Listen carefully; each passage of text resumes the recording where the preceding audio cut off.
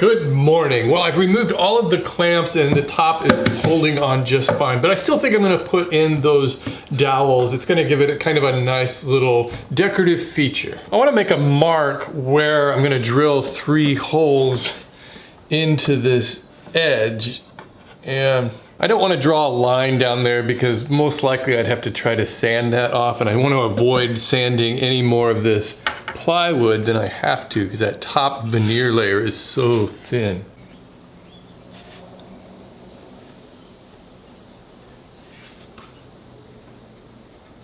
I'm going to start by drilling some pilot holes. This will just help keep the 1/4 inch bit from wandering and keep it going straight.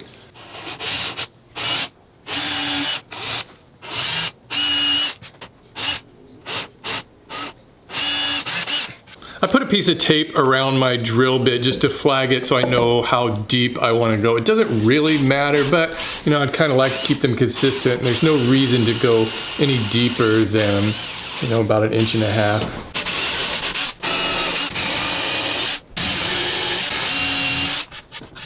I'll glue these dowel pins in place. I just want to be careful that I'm not putting in so much glue that it squeezes out all over the place.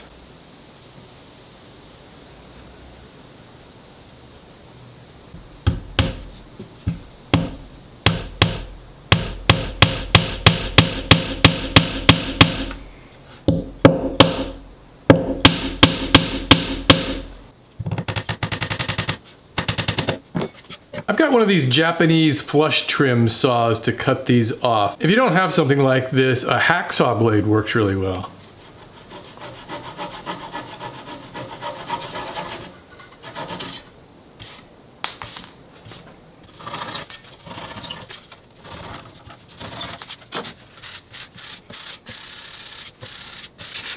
So what's going to happen is those, you can't really see those right now, but once I apply stain and finish to this, that end grain of those dowels is going to appear darker. This is that 1/8 inch plywood that I'm going to use for the back. I'm just going to mark where to cut it.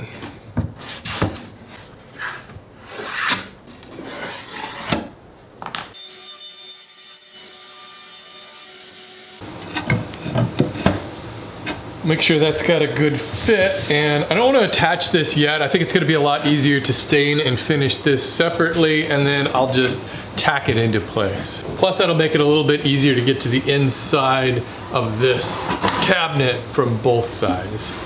I'm going to stain this with Minwax Golden Oak. I'll just wipe it on.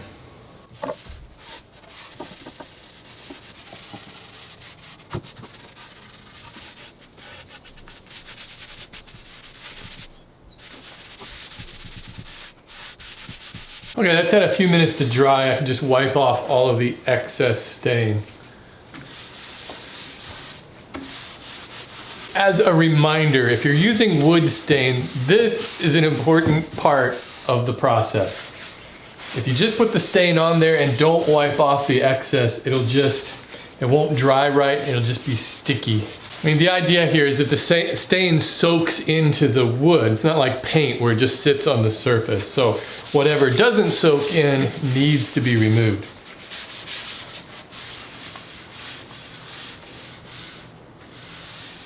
Okay, that stain's looking pretty good. I need to let it dry for at least 8 hours before I can apply a top coat of lacquer. In the meantime, I'll introduce you to a new feature of the show called Woodworking in the News.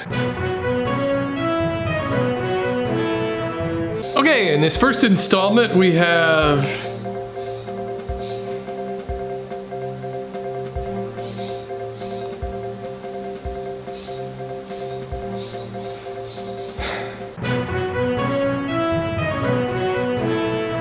welcome to a totally new day. The stain is dry. All I need to do now is apply a few coats of spray lacquer.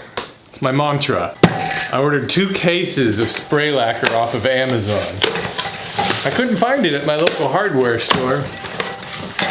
I meant to get gloss and satin, but I accidentally got satin and semi-gloss. And I'll be darned if I've ever been able to tell the difference between semi-gloss and satin. It pretty much looks the same. But for this project, I'm gonna use the semi-gloss because I like the look of it compared to satin. It has a look that's sort of like gloss, but you might say it's kind of like a semi version of gloss. Here's one thing I've learned about making videos. If you're gonna show yourself shaking a can of spray paint or lacquer, just show this. You don't wanna show it this way, unless you want your comments to be filled. Same thing goes for sanding a dowel. Always use the overhand method when sanding a dowel on video. You can do what you want in the privacy of your own shop. I don't judge.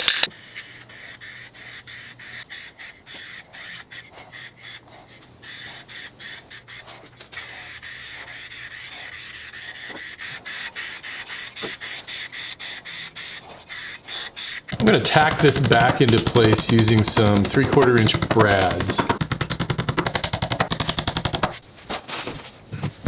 Now I can attach these legs. The screws that came with the legs are too long. They're like about 1 1/4 inches long, which would just go right through that plywood. So I went and got some real short 3/4 inch screws.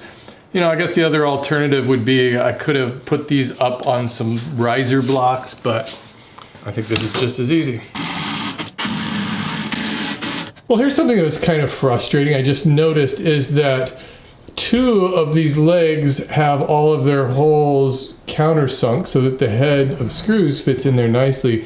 And 2 of these legs don't have those countersunk holes. So my screws are just kind of raised up. I mean, it doesn't really matter that much, but it's just one of those things that kind of bugs me a little bit. I mean, I guess I could make my own countersinks in this metal, but I just don't think it's worth the hassle.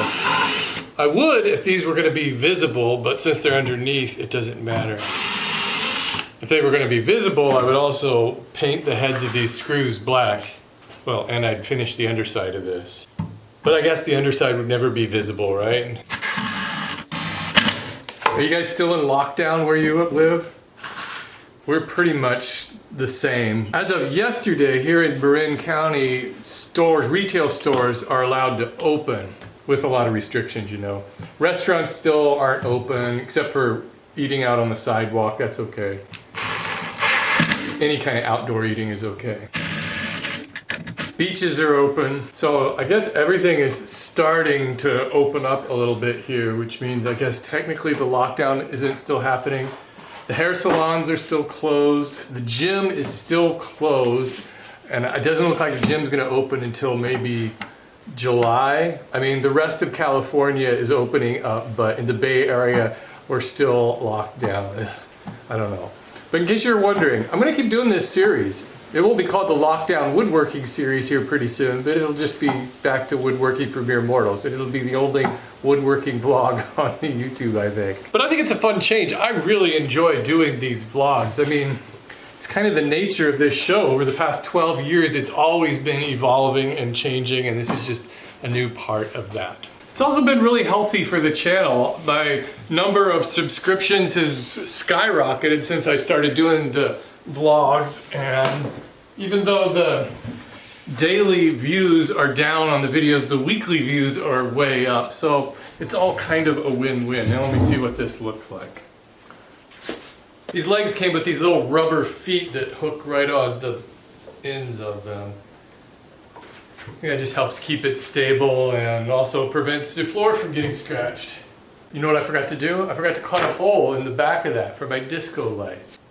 I should probably set this on its back to do this, but I put a board back here to help support that.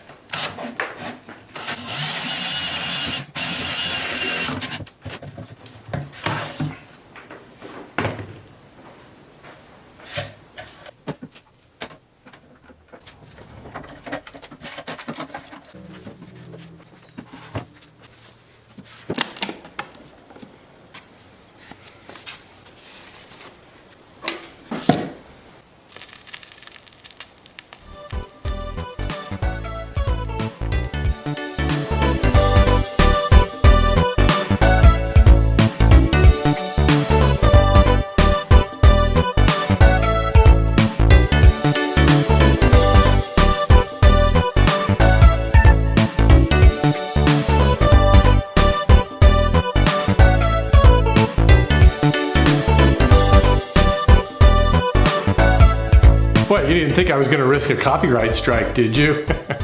It's okay, because I have my own, well, now it's retro music that I could play instead. I hope you enjoyed it, and I hope you enjoyed this project. Thanks for watching, guys. I'll see you tomorrow or the next day, probably the next day.